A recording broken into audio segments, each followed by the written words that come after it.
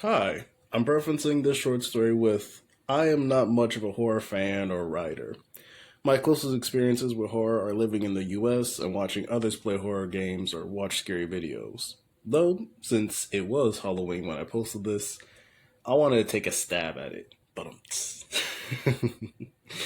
puns aside, enjoy the first Halloween special.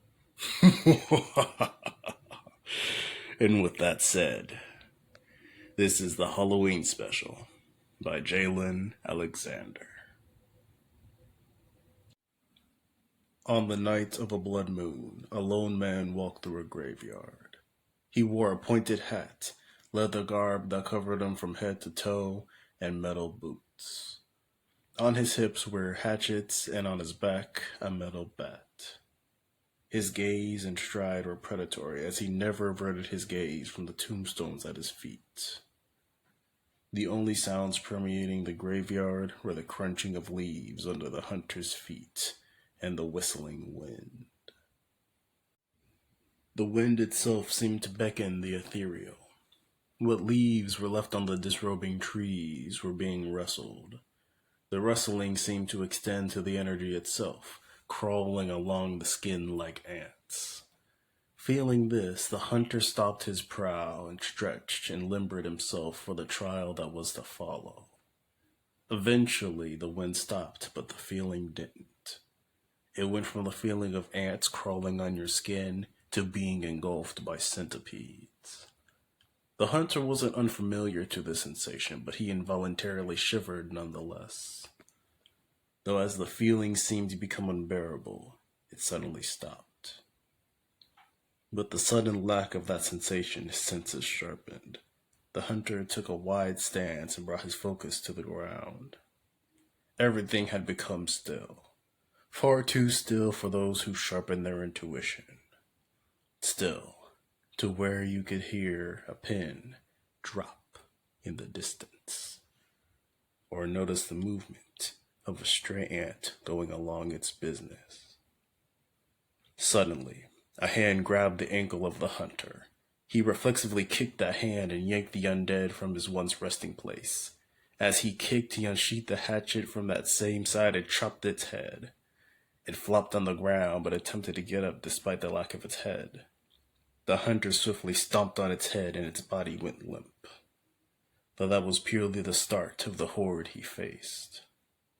Soon, the once still environment almost buzzed with the groans and shamblings of the undead. Seeing his foes, he unsheathed his second hatchet. He started his assault on a group of three farthest from him, throwing a hatchet at one of their necks. The hatchet buried itself in one of them, though did no lasting damage.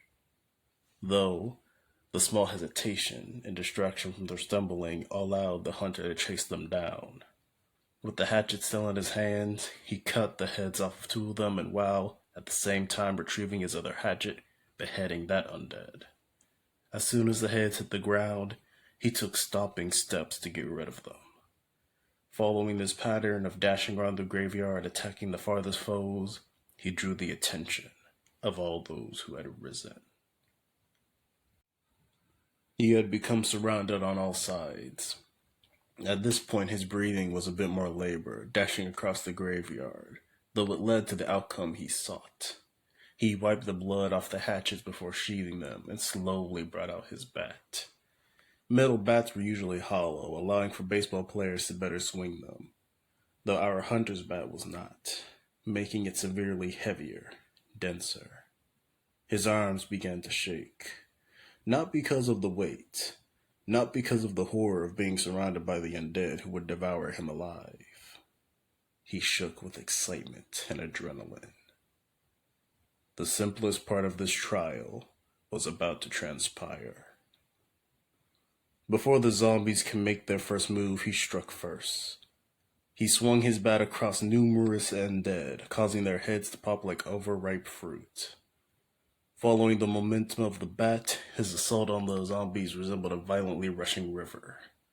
His wide, whirling offense also acted as a solid defense, keeping zombies off of him. Following the momentum also allowed for him to fight longer without tiring. The hunter's battle carried out until daybreak. Around him was a mishmash of bodies, blood, and guts. His whole body heaved with his breaths as he still clutched his bat. Eventually, when it was clear there were no more enemies to knock down, he leaned on his bat. As a way of removing weight, he took off his other jacket. He then made his way out of the graveyard, swaying, shambling. With another night survived, and another one.